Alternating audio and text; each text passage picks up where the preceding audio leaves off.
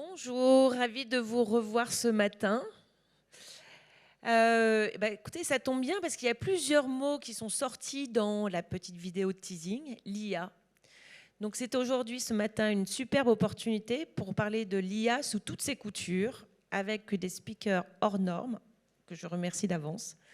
Et j'appelle pour ce faire Guillaume Ledy, rédacteur en chef de l'ADN, juste avant que tu n'arrives. Vous aurez l'opportunité de poser vos questions. Donc c'est maintenant qu'il faut le faire. Ne soyez pas timide. Et tous nos intervenants sont prêts à y répondre. Guillaume, c'est à toi.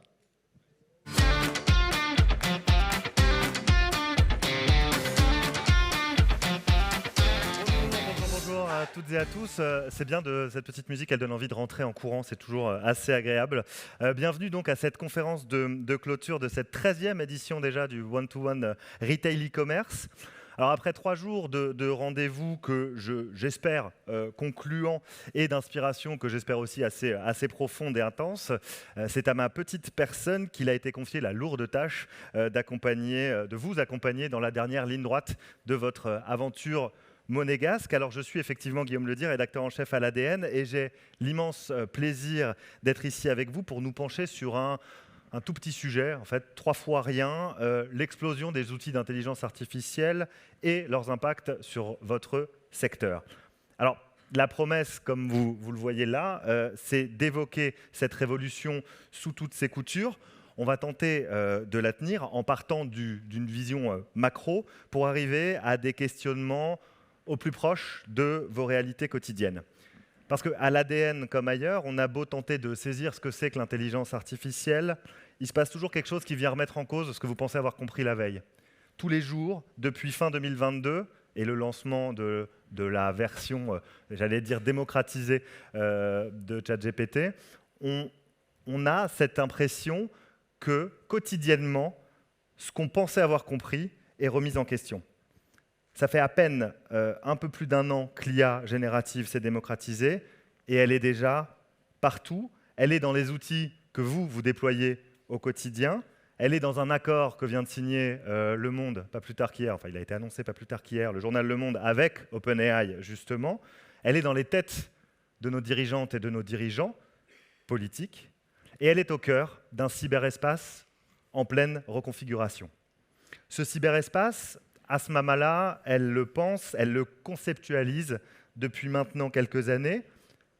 Asma est politologue et essayiste. Vous l'avez sans doute vu passer ces dernières semaines sur quelques écrans, qu'ils soient des écrans de télé ou dans vos flux LinkedIn. Son dernier ouvrage en date, Technopolitique, sous-titré, et on y reviendra, Comment la technologie fait de nous des soldats, est déjà une référence. Et vous avez de la chance parce qu'elle est ici, je la vois là, elle est ici aujourd'hui avec nous pour parler de tout ça aujourd'hui. Je vous prie de bien vouloir l'accueillir. Mesdames et messieurs, Asma Mala.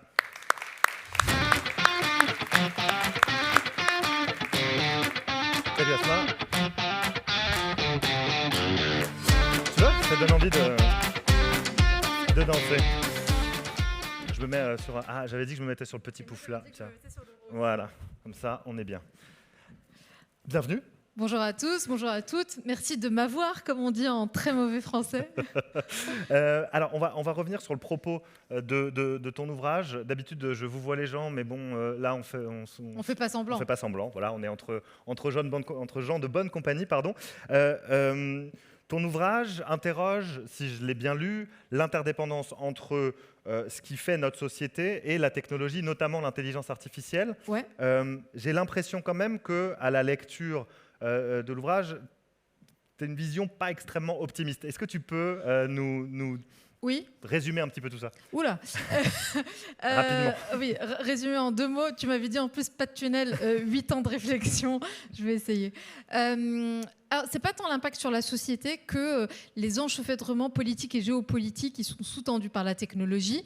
Et en fait, je suis partie d'une phrase très simple qui est celle de, vraiment en toute modestie, celle de Heidegger, qui expliquait que la technique, par essence, n'était pas technique. Et donc, elle était politique. Et en fait, c'est exactement ce qu'on est en train de vivre. La technologie, l'intelligence artificielle en particulier, parce que c'est ça qui nous anime en ce moment collectivement, est un projet, d'ailleurs plus qu'un produit, projet politique et en plus géopolitique. Et pourquoi ? Parce que Tu me dis à quel niveau je positionne le discours, mais donc pardon, c'est pas du e-commerce, mais ça va vous impacter quand même, parce que l'enjeu, c'est d'abord la question de la rivalité géostratégique aujourd'hui entre États-Unis et Chine, et qui se joue évidemment sur la question de l'intelligence artificielle. Et pourquoi ?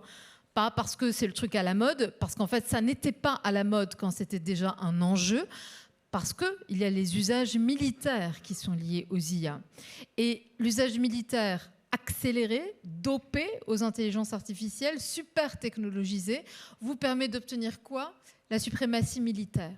Et donc en fait, et ce que je vous dis là est absolument répercutable dans vos métiers et dans votre appréhension du fait technologique, parce que c'est un peu ce que j'ai pris l'habitude de dire, la véritable, si vous voulez, guerre n'est pas tant, ou en premier lieu, ou en première instance, une guerre, mettons, hypothétique entre pays ou entre États. C'est d'abord une guerre contre la vitesse. Et c'est exactement ça qui est en train de se jouer. On a aujourd'hui des outils qui vont très vite, de façon parfaitement imparfaite, tout à fait faillible, mais c'est la question de la rapidité qui est en train de se jouer. Et ça, c'est quelque chose qui existe depuis un certain temps. Oui. Et tu notes une accélération. Certains parlent même d'accélérationnisme. On a vraiment cette pensée-là qui se développe notamment du côté de la Silicon Valley. On a cette notion d'accélération que l'intelligence artificielle vient agrémenter, augmenter presque. Elle est même en fait co-substantielle. C'est l'intelligence artificielle qui vous permet d'avoir cette ultra-accélération. Et tu parlais de accélérationnisme, ça c'est hyper intéressant parce qu'aujourd'hui, la pensée politique, elle n'est évidemment pas produite par nos classes politiques. Vous l'avez bien, vous le sentez bien, cette espèce de no man's land de pensée sur le monde actuellement autour de la question technologique. Et attention à ne pas réduire la question technologique à juste des outils. Au XXIe siècle, et nous sommes déjà contemporains de ça, on va avoir deux questions majeures, centrales, qui vont nous occuper et qui sont globales, donc transverses. La question climatique, la question technologique, évidemment, la prolifération technologique, le choc technologique qui vient percuter la dimension géopolitique, mais aussi, j'ai oublié d'ajouter, je l'ajoute là, la dimension démocratique. Et donc là, en tant que citoyen, on a un énorme sujet de préemption de ces questions-là. Et le troisième sujet qui vient s'agréger aux deux premiers, qui est évidemment l'explosion des inégalités, mais à échelle globale, j'entends. Donc les guerres migratoires, etc., qui vont de plus en plus, si vous voulez, augmenter. Donc à la question de sur l'accélérationnisme, la pensée politique, et en fait idéologique, plus que politique d'ailleurs, aujourd'hui a lieu où ? Dans la Silicon Valley.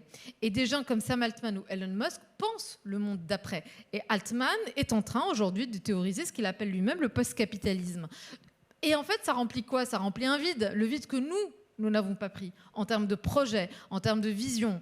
Et alors, hier, il y a un rapport qui a été remis de la commission IA à Emmanuel Macron. Et c'est très bien, des rapports et des notes et des commissions et des auditions, et c'est top. Mais en fait, ces rapports-là et ces notes-là, elles ont juste 30 ans de retard. Et on n'en est plus à écrire des papiers, on en est à un moment donné à le faire. Et vous allez avoir beaucoup d'articles, de couverture médiatique, de posts, de commentaires qui vont dire c'est génial, puis c'est top. Et ouais, la France, elle doit se bouger. Puis il y a une espèce de pseudo-alarmisme. On va dire ouais, si on se bouge pas, c'est foutu. Et donc, il va falloir que la France soit à la pointe de ces développements. Ouais. Mais faites gaffe. Ça, c'est d'abord beaucoup de communication politique. Et ensuite, quand vous rentrez dans le détail, il y a énormément de contradictions. Alors, on essaye quand même de créer un certain nombre de champions. On essaye de financer l'innovation en France. Oui. On a des jeunes pousses qui émergent, comme on l'aime à dire. On a effectivement cet exemple dont on peut éventuellement parler. Je ne sais pas s'il y a des représentants de Mistral.ai ici, mais bien sûr. on peut y aller. Mais c'est une illustration de ce que tu étais en train de développer, en fait. C'est-à-dire qu'une technologie française qui se développe, des ingénieurs doués, comme on sait en produire dans notre pays, qui se réunissent pour créer un LLM, un Large Language Model made in France, et puis en fait, je tiens vraiment à le dire, il ne s'agit pas du tout de juger. Tout à l'heure, tu me disais, est-ce que c'est un peu pessimiste ? Légèrement. Ou légèrement. Non. C'est vécu la réception de ce que je dis est vécue comme pessimiste parce qu'en fait, nous sommes collectivement plongés dans un déni de réalité. Je ne suis pas du tout pessimiste. Je ne suis pas non plus optimiste. Je suis réaliste. Et si je faisais de la géopolitique conventionnelle, je serais de l'école de la réelle politique, tout simplement. Et à un moment donné, ce qu'il faut absolument faire, c'est de se faire mal. C'est-à-dire que quand vous allez chez le médecin, vous n'avez pas spécialement envie de vous dire qu'il vous mente si vous êtes à un stade final. Vous avez besoin qu'on vous dise la vérité pour essayer de vous sauver et pas qu'on vous raconte des cracks. Et donc, c'est juste ce que j'essaie de faire, c'est-à-dire regardez le réel tel qu'il est. Et le réel tel qu'il est quand on est en Europe et quand on est en France, vous n'aurez pas du tout le même récit aux États-Unis et en Chine parce que ce ne sont pas les mêmes réalités. Mais quand on est en France, oui, il y a un sujet de périphérisation, qu'on devienne une périphérie technologique. Et là, vous pouvez pondre tous les rapports que vous voulez. À un moment donné, il ne s'agit plus de faire des rapports, il s'agit de faire, mais pas faire juste en foisonnant, parce que c'est un peu le truc à la mode. Le foisonnement, on va mettre des hubs partout, des innovations partout, des agences partout. Le ministère des Armées vient aussi d'annoncer le lancement de sa propre agence, comme si on n'avait pas l'AID ou la DGA, mais enfin bon. Et donc ça, on foisonne. Les gars, quand vous foisonnez sans flécher, ça s'appelle le bordel. Ça s'appelle pas une vision politique ou une vision industrielle. Donc ça, il faut vraiment l'avoir en tête. Pour revenir sur Mistral, en quoi ça illustre Mistral, ce que tu disais? Donc, ça, c'était la petite parenthèse longue sur le réalisme ou la réelle politique. Mistral, c'est très intéressant parce qu'il ne s'agit pas du tout d'avoir des jugements moralisateurs souverainistes de « Ah, c'était français ». Donc, Mistral, c'était la promesse d'avoir un outil souverain au sens qu'ils allaient développer, ils vont d'ailleurs probablement développer une IA générative qui va, si vous voulez, retranscrire des valeurs, des mots, une vision, une culture beaucoup plus, disons, française et européenne. Parce que, je vous le disais, l'intelligence artificielle, les IA d'ailleurs au pluriel, il ne faut pas tellement essentialiser ces outils-là, diffusent une vision du monde. Les arbitrages qui sont faits, ce qui est visibilisé, invisibilisé, les modalités de construction, les conceptions, ce que vous injectez dans le modèle, ce que vous désinjectez du modèle, les bases de données que vous allez y mettre, tout ça représente une vision particulière. Ce sont des arbitrages avec des biais. Assumé ou pas, volontaire ou pas. Donc, sur Mistral, sur l'intention, elle était bonne. En revanche, quand vous regardez la structure du capital, c'est beaucoup de levées de fonds aux États-Unis. Et pourquoi pas? Mais à ce moment-là, il faudrait qu'on se mette d'accord sur où commence et où se termine la souveraineté. Et puis surtout, et enfin, il y a eu le partenariat avec Microsoft de la semaine dernière. Donc, il y a une fermeture du modèle, alors que la promesse était de l'open source. Et puis ensuite, avec une espèce de déploiement à partir d'une infrastructure américaine. Et de ce point de vue, Mistral offre la preuve de mon livre Technopolitique, qui dit quelque chose de très simple, et il ne s'agit pas du tout d'hystériser les choses.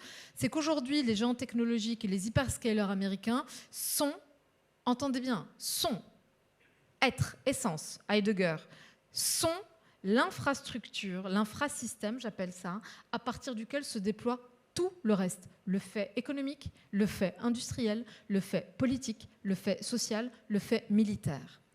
Dès l'instant où on accepte cette hypothèse de départ, qui est plus qu'une hypothèse, qui est un réel, et qu'on comprend qu'en fait, ces quelques acteurs-là que vous pouvez compter sur les doigts allés de deux mains, en fait, façonnent le nouveau système techno-politique du XXIe siècle, à ce moment-là, ça va un peu mieux. Et là, on peut commencer à avoir de vraies propositions politiques qui sont opérantes.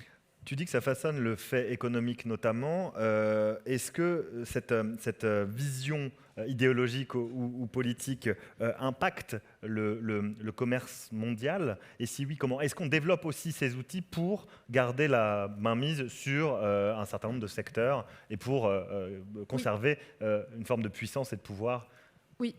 Alors, bien sûr que ce sont des vecteurs de puissance et de pouvoir, et ça pose une question politique majeure pour l'Europe, parce que je parlais de la rivalité géostratégique États-Unis-Chine, notamment sur la question technologique et de l'intelligence artificielle pour les usages militaires.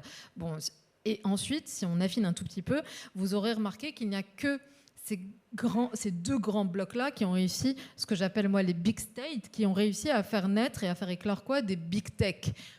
Vous n'en avez pas ailleurs dans le monde. Il n'y a pas de hasard. C'est-à-dire qu'en fait, les géants technologiques, et c'est ma thèse en tout cas, sont en fait des extensions de puissance, de soft et de hard power de leur état référent. Et même si vous allez me dire Elon Musk, il est en roue libre. Non. Sur les sujets structurants, il n'est absolument pas du tout en roue libre. Pas du tout en roue libre. Et donc, ces acteurs technologiques ne sont pas simplement des entités privées ou des entreprises privées qui rendent des comptes à des marchés. Ils sont beaucoup plus que ça. Ils sont des acteurs économiques, ils sont des acteurs politiques, géopolitiques, idéologiques, avec des agendas, avec des visions du monde. Là, on est à quelques mois des élections américaines. Musk, Peter Thiel, Altman, etc., sont pris dans la campagne, poussent des pions dans la campagne, ont une vision de ce que doivent être les États-Unis. Et vous avez une partie de la Silicon Valley qui, aujourd'hui, est en train de vriller vers l'alt-right américaine. Et ce n'est absolument pas neutre, parce qu'elles sont l'infrasystème, à partir desquelles ou de laquelle se déploie, pour nous, par exemple, Europe, à peu près toutes vos infras. Si je fais un petit test sur ce que vous avez, vous, comme citoyen, comme app sur vos smartphones, ou vos clouds, comme entrepreneur ou chef d'entreprise ou opérationnel, eh bien, vous allez voir que ça va être le CQFD de ce que je vous dis. Et il y a quelque chose, et donc en effet, ils deviennent goulot d'étranglement. Tu parlais de la puissance et du commerce mondial. Ils deviennent goulot d'étranglement et donc un instrument de pouvoir, de power politics aux mains des États-Unis. Et vous avez exactement la même logique côté chinois. À un moment donné, on en parle d'ailleurs beaucoup moins et à tort, les fameuses routes de la soie numérique ou digitale, avec comme enjeu notamment l'Afrique, mais aussi l'Europe. Et donc, se pose, et je terminerai là ce tunnel, mais ça pose donc la question fondamentale, quand on se pose en Europe, de la souveraineté européenne. Encore faut-il définir ce qu'elle est, ce qu'on en attend, où elle commence, où elle se termine. La souveraineté n'est pas une espèce de totem à brandir, ce n'est pas une religion, c'est comment on la définit. À un moment donné, 2017, Macron parlait d'autonomie stratégique, qui est déjà un peu plus réaliste et un peu plus juste. Mais après, on a oublié ça. On est revenu sur une forme de souverainisme à toute berzingue. Il faut vraiment garder la tête froide avec ces concepts-là et se dire comment est-ce qu'on les redéfinit quand nous sommes dans un monde non pas tellement interdépendant quand on est européen, mais en fait qui a acté une forme de dépendance technologique, voire de codépendance un peu toxique avec les États-Unis. Et alors en l'occurrence. justement, comment on s'en sort de cette codépendance toxique ? De façon extrêmement simple. Donc, je disais, comment est-ce qu'on redéfinit les choses ? Eh bien, ça, je dois bien le reconnaître, c'est Thierry Breton en 2019 qui va poser les choses et je suis très fan de la façon dont ça a été posé, je dois le dire. Il y a peut-être des fans de Thierry Breton, le commissaire au Non, mais commerce. ils font assez de conneries pour que quand ils n'en font pas, le reconnaître. Donc, il a posé les choses, 2019, il arrive, et il dit, c'est très simple. C'est terminé la construction de l'Europe comme une espèce de marché gigantesque de consommateurs pour assurer la paix. C'était inscrit dans un contexte historique de guerre fratricide. On sortait de la Seconde Guerre mondiale et il le fallait à ce moment-là de l'histoire. Mais on n'est plus à ce moment-là de l'histoire. Et donc, c'était de se dire comment est-ce qu'on arrive à avoir une proposition de valeur, c'est-à-dire tenir un rapport de force quand on est dans les relations internationales avec vos alliés. Tenir un rapport de force, si je le définis de façon beaucoup plus prosaïque, c'est qu'est-ce que vous avez à mettre sur la table le jour où vous n'êtes pas d'accord avec votre allié, le jour où vous avez besoin de faire entendre une voix dissidente, un autre choix, une autre vision. Or, l'Europe n'avait pas grand-chose à mettre à part son marché de superconsommateurs. Et donc, il y a eu deux réponses. La première que vous connaissez par cœur, la réponse normative. Donc tous les paquets, la Digital Service Act, Digital Market Act, Data Act, AI Act, récent, hier. Le RGPD. RGPD, avant. Bien avant ça. On connaît. Oui. Mais RGPD, c'était davantage... Oui, le RGPD. On parle de la protection du consommateur tout le temps, en mode défensif. Que d'ailleurs la Commission essaye un peu de casser là, pour la question des données personnelles. Donc ça va ouvrir probablement une polémique en France. Donc la réponse, le premier réflexe pavlovien, la réponse la plus simple d'un point de vue politique, c'est manier la loi. Et donc ce que j'appelle moi une souveraineté normative défensive. Mais ce qui nous manque fondamentalement pour tenir ce rapport de force, parce que la norme elle a une énorme faille, c'est que côté des États-Unis, ils ont un outil de puissance, ce qu'on appelle la lawfare, c'est-à-dire la guerre par le droit. Et donc, en fait, aux États-Unis, vous avez ce qu'on appelle l'extraterritorialité du droit américain, qui vous permet, quand vous êtes aux États-Unis, de contourner les lois nationales de n'importe quel pays par cette force-là. C'est inscrit, si vous voulez, dans leur politique de puissance. Donc, même si vous cumulez les lois, de toute façon, elles restent relativement faillibles, puisque vous êtes dépendant technologiquement du stack, d'une certaine façon, américain. Donc, il nous manque quoi ? La partie proactive, c'est-à-dire une vision techno-industrielle. Et là, vous allez me rétorquer, oui, mais on a mis 52 milliards dans les chips, dans les puces. On a mis 52 milliards dans les puces, c'est vrai. C'est vrai. On essaye de développer quand même un certain nombre de choses, notamment au niveau français. Oui. Mais si je vous rétorque et je vous dis, la France ou l'Europe Vous prenez les champs que vous voulez, c'est assez indifférent dans mon raisonnement. La France ou l'Europe, dans 40 ans ou dans 50 ans, c'est quoi ? Si vous étiez américain, vous sauriez me répondre. Si vous étiez chinois, vous sauriez me répondre. Si vous étiez russe, vous sauriez me répondre. Israélien, vous savez me répondre. Turc, vous savez me répondre. Français, vous ne savez pas me répondre, j'en suis sûre.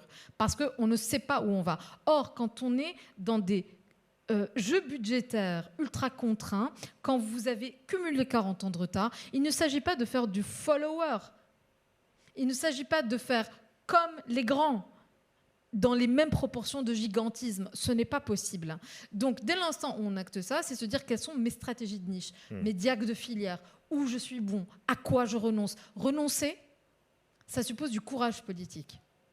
On ne peut pas être bon partout. Le France 2030, 2030, c'est un cas d'école. C'est-à-dire que quand vous regardez un peu ce qu'on doit allouer, on doit être partout. Le programme d'investissement France 2030, c'est ça ? Partout. Mmh. Les satellites en orbite basse, les fonds sous-marins, l'IA, les IA de santé, le cyber.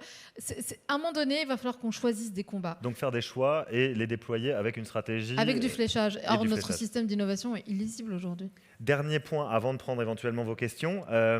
Le sous-titre de ton livre dit que la technologie fait de nous des soldats. Et quand tu dis nous des soldats, tu descends au niveau effectivement de l'individu. Tu parles d'hyper-individualisation. Oui. Tu parles d'impact de ces technologies-là et de ces projets idéologiques et politiques sur nos cerveaux. Pourquoi employer le terme soldat ? On parle de guerre à toutes les sauces en ce moment, oui. De réarmement à toutes les sauces. Oui. Est-ce qu'il fallait encore en rajouter une petite couche ? Alors c'est plutôt dans l'autre sens. Moi j'ai écrit ce livre il y a plusieurs mois. Hein, donc, avant le réarmement. Et je suis un peu embêtée par ces sortes de réarmement parce que le bouquin a été envoyé parce qu'il me l'avait été demandé et tout d'un coup il y a ce truc de réarmement à toutes les sauces. Mais Technopolitique avait été écrit avant l'été, pendant l'été, donc bien avant ces histoires de réarmement un peu à toutes les... Vraiment où on dilue les mots, quoi. C'est un peu orwellien, on vide les mots de leur sens. Non, moi ce que je dis c'est que le choc technologique qu'on est en train de vivre est en train de reconfigurer ce qu'on appelle la démocratie. Et en fait, ce choc, si vous voulez, si j'essaie de le spécifier, c'est 3 grandes ruptures. La première rupture, disons, c'est qu'on passe d'un monde qui était massif, top-down, où vous allez adresser la masse, à de l'hyper-personnalisation de masse par tous ces algorithmies, en fait, de micro-ciblage, de connaissances, de données, etc., qui permettent de vous connaître parfaitement avec une granularité assez fine pour que vous soyez finalement un atome dans la masse. Or, si vous reprenez un peu tous les travaux de Hannah Arendt et même avant, ça peut être extrêmement dangereux du point de vue du collectif, donc de la démocratie, et même en fait une autoroute vers des formes de totalitarisme. Donc ça, il faut vraiment l'avoir en tête. La deuxième rupture, s'il n'y a pas en tout cas un contre-discours ou de contre-lieu de collectif et de commun, l'école, au hasard. La deuxième grande rupture, c'est... Et là, j'en viens à ta question, c'est que ces technologies-là, intelligence artificielle, au pluriel, c'est-à-dire les intelligences artificielles génératives, la reconnaissance faciale, la domotique chez vous, peu importe, tout ce que vous avez sur les smartphones et qui est totalement invisible, qui vous push des infos ou pas d'autres, etc. Tout ça fait que ce sont des technologies dites duales, double use, c'est-à-dire qu'elles sont à la fois civiles et militaires. La même techno peut être faite pour des usages ultra ludiques, pratiques, sympas, ou en fait à des usages sécuritaires et vraiment militaires. On le voit depuis la guerre d'Ukraine, on a la preuve du concept à peu près tous les jours de ça. Dès l'instant où vous dites c'est dual, dès l'instant où Neuralink, là récemment de Elon Musk, alors c'est toujours la première promesse thérapeutique, puis ensuite vous vous rendez bien compte que c'est hackable, qu'on peut vous manipuler, etc. Dans un contexte géopolitique, de conflictualité aussi hybride, c'est-à-dire de cyberattaques, de guerre informationnelle, de lutte, d'ingérence, de désinformation, de manipulation des opinions, pour tout un tas de fins, dont la déstabilisation de nos modèles politiques à nous, de ce côté-ci, si vous voulez, du monde.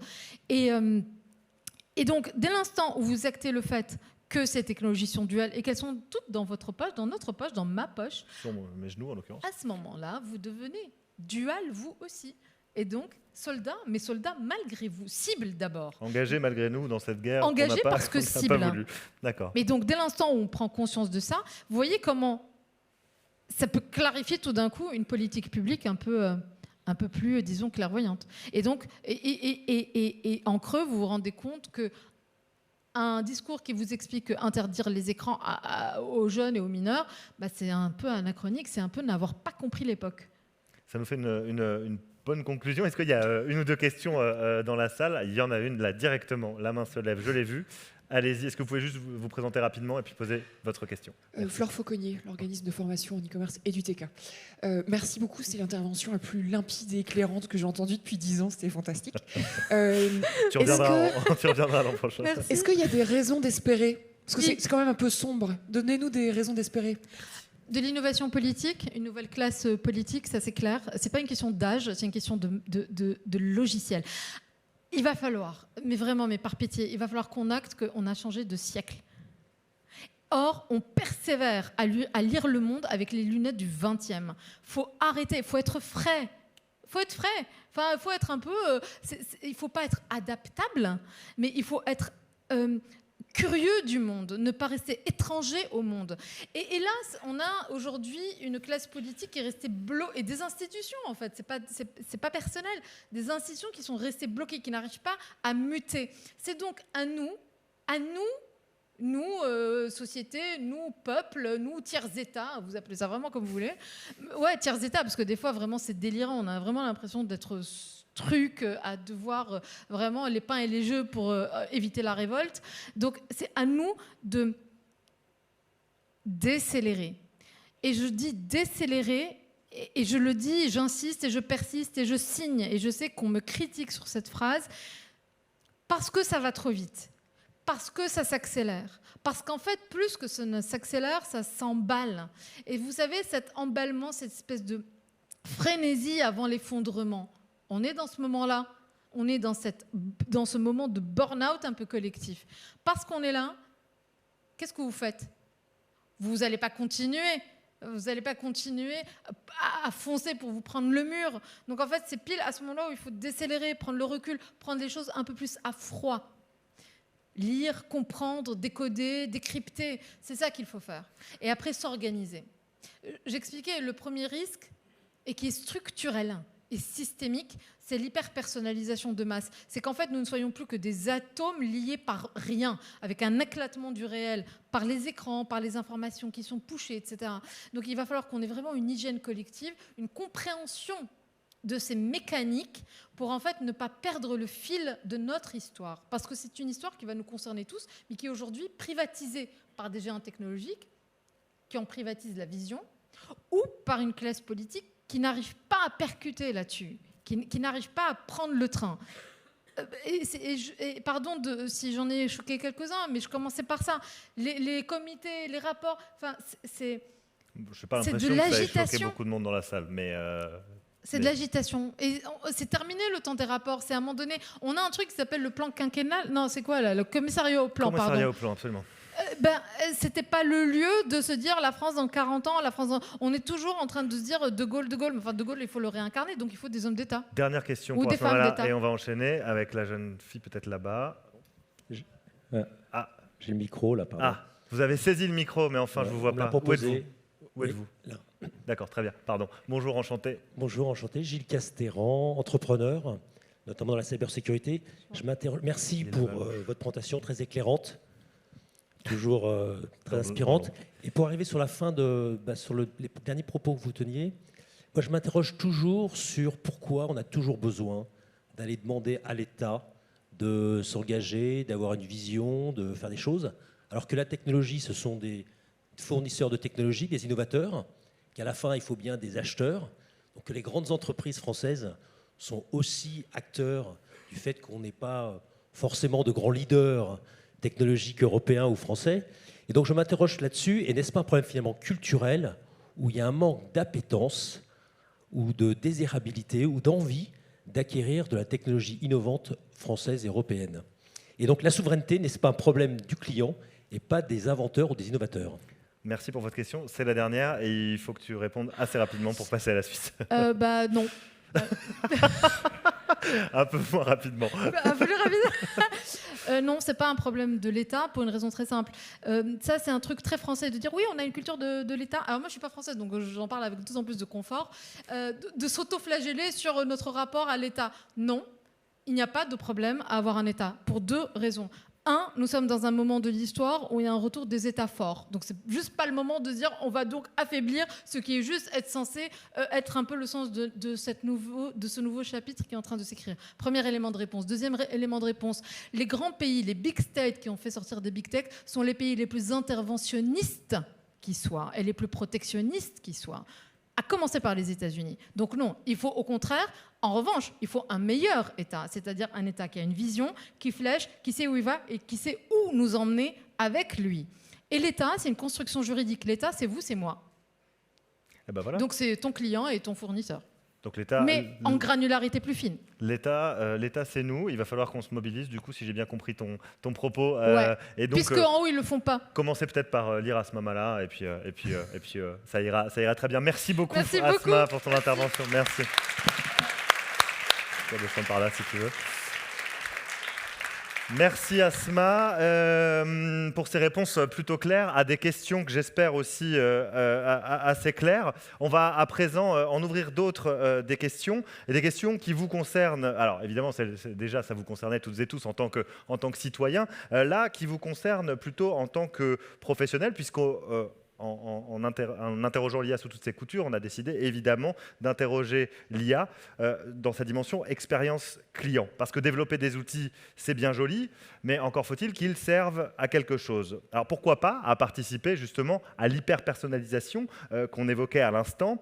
Ça semble intéresser en tout cas les clients. Il y a une appétence pour ça. Hein. L'IA suscite de l'intérêt dans les parcours d'achat. Je lisais une récente étude sur les acheteurs du luxe. 2/3 des acheteurs et acheteuses de produits de luxe se sont déclarés plutôt enthousiastes ou très enthousiastes à l'idée que les marques de mode introduisent davantage d'applications d'IA au cours des prochaines années, dès le première brique du parcours d'achat. Alors, est-ce qu'on va vers un monde dans lequel cette automatisation permanente nous permettra de bénéficier de services ultra personnalisés encore plus? Si oui, quelles questions ça pose en termes de protection des clients, des données personnelles des individus? Et puis, quels défis on va avoir à relever collectivement en tant que professionnels sur ces sujets-là? Quels défis vos équipes vont avoir à relever? Ça fait pas mal de questions qu'on va aborder avec des gens, je crois que vous connaissez un petit peu ici. Amandine de Souza, la directrice générale du Bon Coin, et Romain Rouleau, le CMO de Castorama. Vous pouvez les applaudir, s'il vous plaît. Allez-y, rejoignez la petite table. Bienvenue.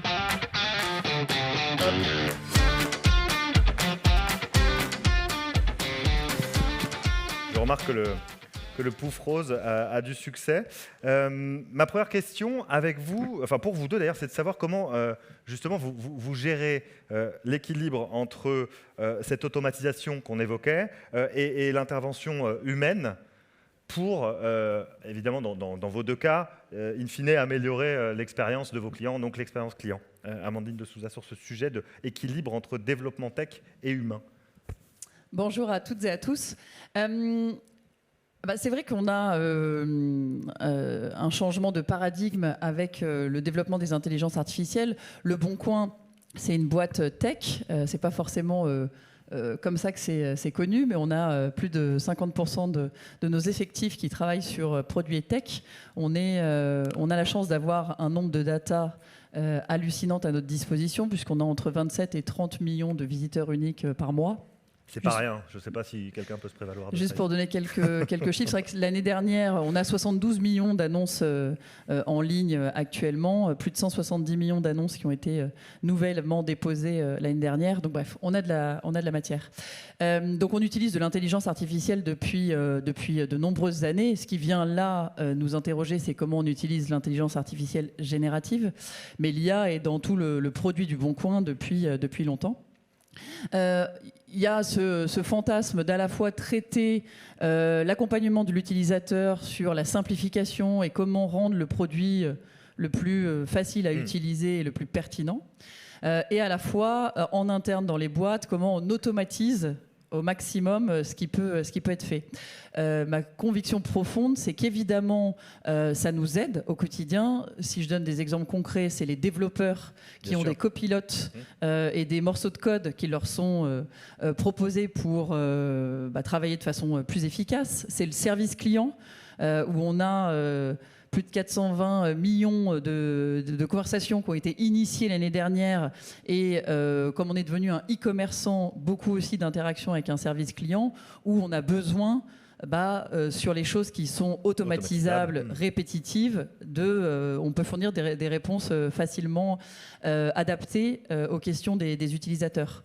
Mais ça, ce ne sont que des copilotes, des éléments pour réduire ce qu'on fait de façon avec moins de valeur ajoutée pour libérer les espaces et se concentrer sur un relationnel client quand ça escalade et que c'est beaucoup plus complexe. À un certain moment, il y a l'humain qui revient dans la boucle, quoi, c'est ça ? Ouais. La conviction qu'on a vraiment, c'est que évidemment que ce sont des aides, des accélérateurs, mais que ce ne sont que des aides qui sont faites pour encore plus amplifier le rôle de l'humain dans l'entreprise. Romain Rouleau, vous êtes sur la même ligne chez Casto. Vous avez lancé un outil il n'y a pas longtemps avec IA dedans. Est-ce que, justement, à quel moment intervient l'humain ? Alors, je voudrais juste revenir sur le lien avec la précédente présentation d'Aspa qui était effectivement très inspirante. Et il y a deux choses que j'en ai retenues et qui vont permettre de répondre à la question. Et surtout sur ce sujet de décélération.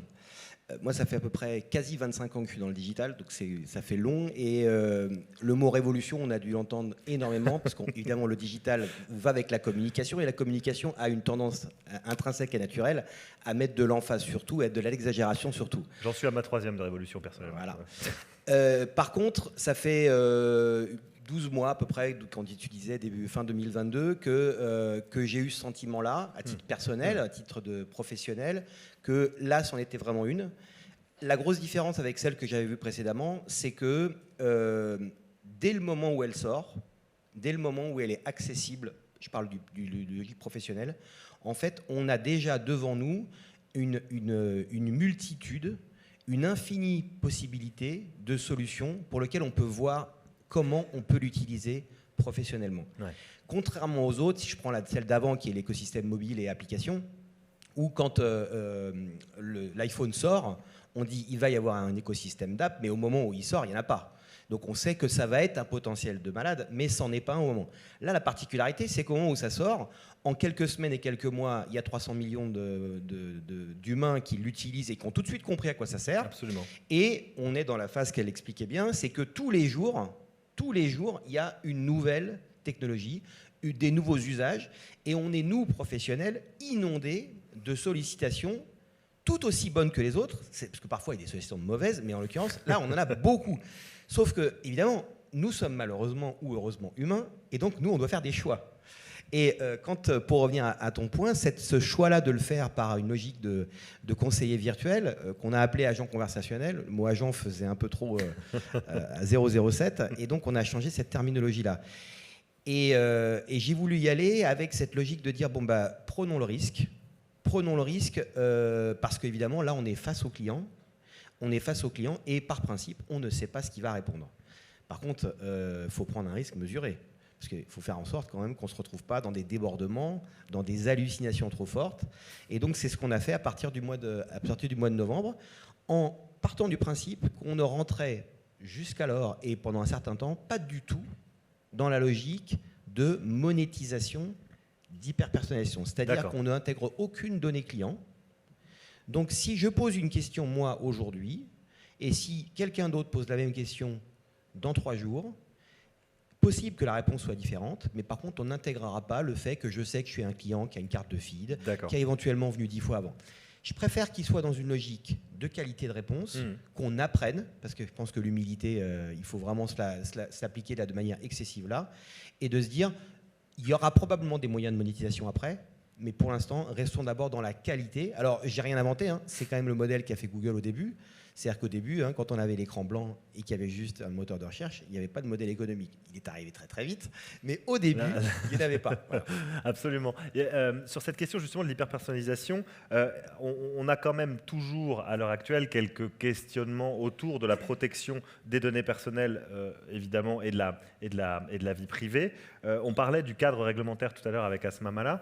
Est-ce que vos clients vous soulèvent quelques interrogations autour de ces sujets-là? Et si oui, comment vous les adressez, ces fameuses questions de la protection des données personnelles? C'est vrai que le sujet, et j'entends le risque évoqué par Asma sur cet atome, ces atomes que nous pouvons constituer. Pour un e-commerçant ou un retailer, c'est vrai que la tendance de fond, quand même portée par beaucoup de partenaires aussi, c'est de pouvoir adresser cette hyper-personnalisation. Comment, quand toi, Guillaume, tu vas ouvrir ta page Le Bon Coin, tu vas avoir une expérience dans la publicité que tu vas rencontrer, dans les éléments que tu vas chercher en fonction de ton historique. Ça sera très différent. Et la pertinence du search dans les CRM, dans les push notifications. Donc c'est des choses où on cherche à avoir la réponse la plus adaptée à la personne en tant qu'individu. Et en même temps, on se pose beaucoup de questions sur les biais que ça peut générer, puisque ça n'appelle que de la répétition de ce à quoi on est habitué. De l'enfermement dans ce que certains qualifient de bulle de filtre. Exactement. Et donc, du coup, comment on reste exposé à des nouveautés et à des choses différentes. Sur les éléments de données personnelles, on est largement accompagné, pour le dire comme ça, par le réglementaire, où évidemment on se met en conformité pour faire en sorte qu'on respecte tout ce qui est, et Dieu sait que c'est compliqué aujourd'hui. On a une grande partie de notre roadmap tech qui est sur les sujets de mise en conformité à l'échelle européenne de ce qui est retranscrit en France. Donc il y a ce Graal de l'hyper-personnalisation et en même temps un questionnement en interne de comment on arrive à faire sortir les individus de ce cadre. C'est justement toujours cette question de l'équilibre, Romain Rouleau, c'est ça? Oui, on a eu évidemment, comme en plus on est coté, on est encore plus exposé au respect de la réglementation, comme disait Amandine. Donc ce qu'on a décidé quand on a lancé Hellocasto, d'abord c'est de développer ce qu'on appelle un framework au-dessus de notre conseiller virtuel, qui s'assure qu'un internaute qui ne le fait pas de manière on va dire amère ou involontaire, va donner des données personnelles. D'accord. Et que l'agent, le conseiller, les repousse. Donc Okay. ça veut dire que systématiquement, que ce soit des données de carte bancaire, que ce soit des données de nom, prénom, adresse, et ainsi de suite, tout ça, en fait, automatiquement, il est entraîné pour dire « je ne suis pas là pour faire ça ». Donc notamment sur l'achat, Okay. on propose des produits, on conseille, on accompagne. Une fois qu'on est là, on rentre dans un tunnel classique d'e-commerce qui va permettre à ce moment-là de respecter tous les éléments. Donc si je comprends bien, l'agent conversationnel renvoie l'utilisateur vers le site, vers l'espace. On est déjà dans le site, mais il va renvoyer dans la logique de la fiche produit, de la mise au panier. Et là, on est dans le process qui est parfaitement réglementé. Normé. Donc ça, c'est hyper important. Le deuxième point, c'est ça qui est particulier, c'est que même pas 48 heures après qu'on l'ait lancé en bêta, et on a eu beaucoup de très très bons retours dessus, que ce soit d'images, des retours d'utilisateurs, parce qu'avant de le sortir, il fallait être sûr que quand même la qualité était bonne. Tout de suite, les gens disent « mais alors, quand est-ce qu'on va pouvoir personnaliser ? Quand est-ce qu'on va pouvoir mettre de la reco ? Quand est-ce qu'on va pouvoir monétiser les réponses ? Quand est-ce que je vais pouvoir différencier la réponse parce que je connais ?» Le problème, c'est qu'on ne peut pas d'un côté dire « on protège et on ne stocke aucune donnée personnelle » et en même temps faire de la perso. Les deux ne vont pas l'un dans l'autre. Donc on a préféré faire le choix de protéger pour l'instant, de rester dans la qualité. Maintenant, reste le sujet, c'est comment on traitera dans le temps 2 ou dans le temps 3 le fait d'être dans la perso et dans la monétisation. Vous me faites ma transition, donc j'ai presque plus rien à faire, Romain Rouleau. Non, parce que justement, la question, c'était de savoir, une fois qu'on a interrogé cet équilibre, comment est-ce que vous voyez l'avenir de vos modèles économiques respectifs avec cette incorporation constante et permanente de ces nouvelles technologies, je vais parler d'autoroute de l'information bientôt, de ces technologies d'intelligence artificielle, générative notamment, dans votre secteur. Vous dites, Amandine de Souza, que vous êtes devenu un e-commerçant. Est-ce que dans l'évolution du modèle du Bon Coin, comment vous voyez la suite ? On se pose des questions sur 4 piliers. La première, c'est l'accessibilité à nos plateformes. Est-ce que demain, tout va passer par des agents conversationnels? Comment va évoluer le SEO? Est-ce que l'agent conversationnel, on doit permettre aux bots de crawler nos sites et pourquoi faire? Donc il y a évidemment beaucoup de sujets sur l'accessibilité au site et comment ça va être révolutionné demain. Ensuite, c'est sur l'usage sur la plateforme.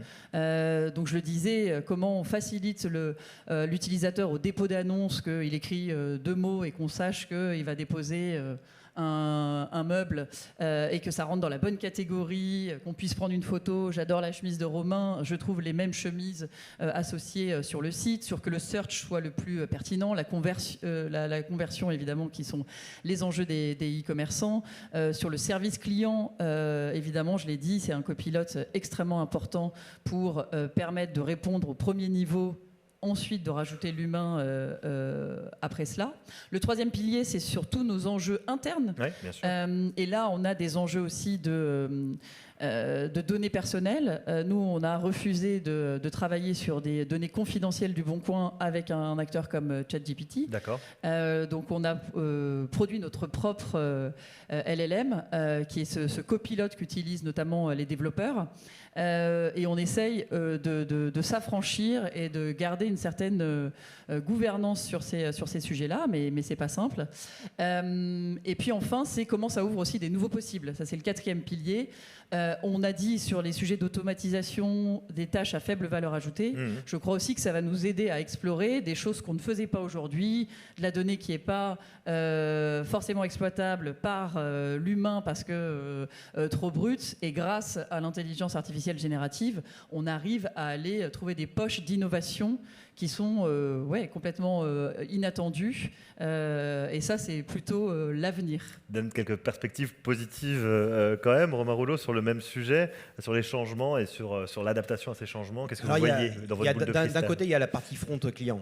Pour moi, je ne fais pas de boule de cristal, je ne fais pas de la prévision un peu fantasmagorique, mais pour moi, dans un horizon de 24 mois, ce qui me semble être un bon timing compte tenu de cette puissance technologique actuelle, les interfaces des sites e-commerce qui finalement n'ont pas tellement bougé depuis 15 ans, elles se sont améliorées, c'est plus performant, mais ça reste une norme d'un site e-commerce, c'est assez classique, hein. C'est une bannière principale, c'est un moteur de recherche, c'est du push de promo, et ensuite ces éléments plus liés à des services. Si je devais résumer de manière très macro, n'importe quel site e-commerce fonctionne comme ça.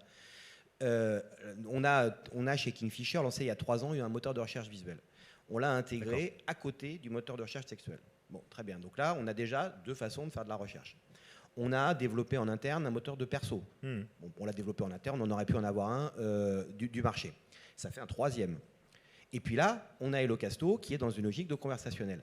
En réalité, à un moment, on ne peut pas empiler les uns derrière les autres ou les uns à côté des autres des modèles de recherche. Donc pour moi, demain, les interfaces générales d'un site e-commerce, ça va être du conversationnel qui va intégrer tous ces éléments-là et qui vont permettre de rentrer dans un dialogue facilité entre l'internaute, le client, et qui va lui-même expliquer ce qu'il veut. Et là, on va intégrer toutes ces technologies à un seul endroit. Donc pour moi, c'est ça vers lequel les sites e-commerce vont tendre demain. Et après, il y a tout ce que Amandine expliquait, c'est toutes les optimisations des équipes, des gens qui gèrent les sites. Et là, c'est pareil, le champ des possibles, il est énorme. Quand on est un site e-commerce, aujourd'hui, on a 70 000 produits en propre. On va très bientôt ouvrir une marketplace avec plusieurs millions de références. Créer du visuel, démultiplier du visuel pour s'assurer que le produit est bien compréhensible dans tous les sens, le faire avec de l'IA générative ou sans, c'est pas du tout pareil économiquement. Ça, c'est un élément concret. La relation client, comment je fais pour en faire en sorte de pré-automatiser et d'accompagner un humain dans la qualité et dans la rapidité de la réponse qu'il fait au client. Donc, on a tous ces éléments d'optimisation des métiers back, si tant est qu'on ait les moyens et qu'on ait la priorisation faite pour les adresser les uns à côté des autres. Et donc, on revient à ces sujets de priorisation et de choix. Et justement, vous avez mentionné les équipes. Comment vous faites pour vous préparer on va dire quand même au choc à venir en matière d'adaptation et d'adaptabilité?